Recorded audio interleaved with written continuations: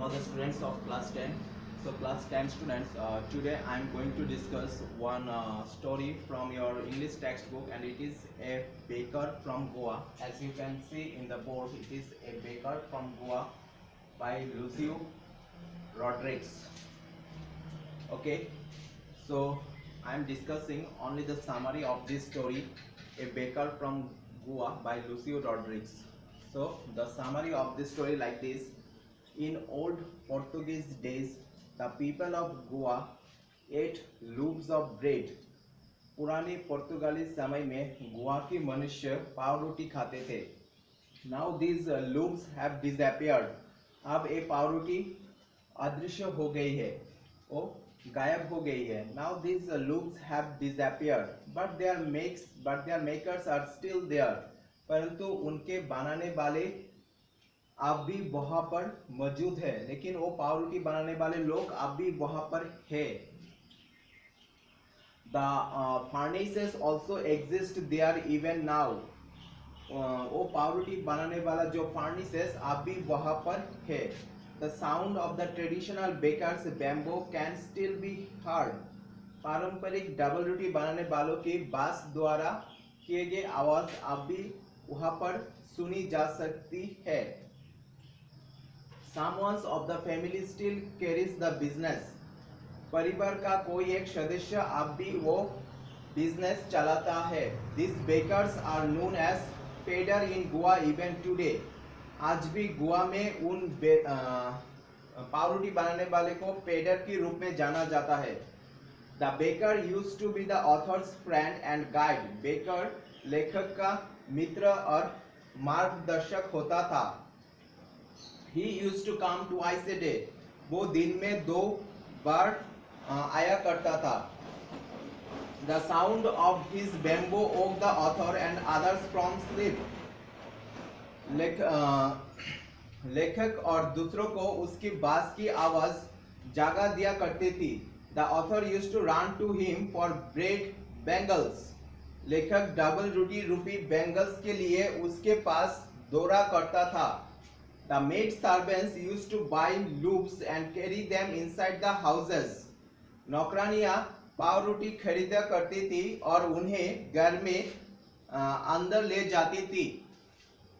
The baker came with the jung sound of his bamboo staff. Baker अपने बांस के डंडे से झंग की आवाज के साथ आता था.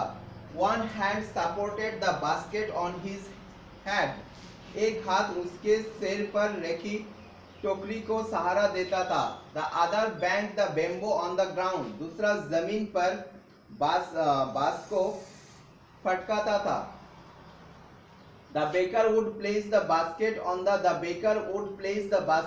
the bamboo. बांस पर बेकर टोकरी को रखता था. The author and others would look into his basket. लेखक और दूसरे उसकी टोकरी में झांककर देखते थे. They would eat the loaves with hot tea. वो गरम चाय के साथ पाव रोटी खाते थे.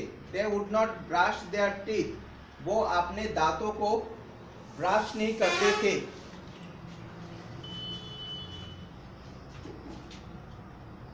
Next, the baker was very important for all occasions. सभी अवसरों के लिए बेकर काफी महत्वशाली था. Marriage gifts were meaningless without the sweet bread called bowl. शादी के उपहार बिना मीठी डबल रोटी के जैसे बोल कहते थे निरर्थक थे.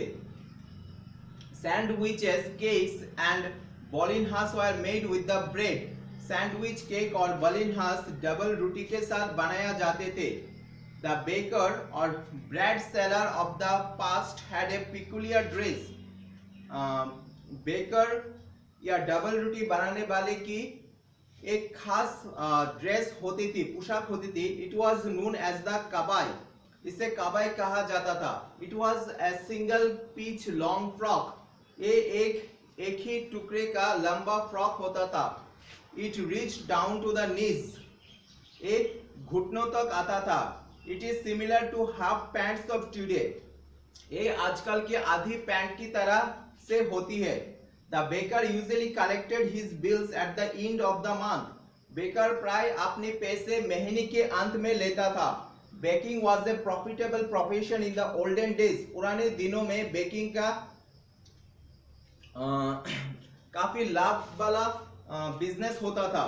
The baker and his family never starved. Baker और उसका परिवार कभी भी भूखे से नहीं मरते थे. Their fat bodies showed that they were happy and were not poor. उनके मोटे शरीर दिखाते थे कि वो खुश थे और वो लोग नाखुश नहीं थे. Okay students, I hope you have understood this story. A baker from Goa, and it is written by Lucio Rodriguez. Okay students, thank you.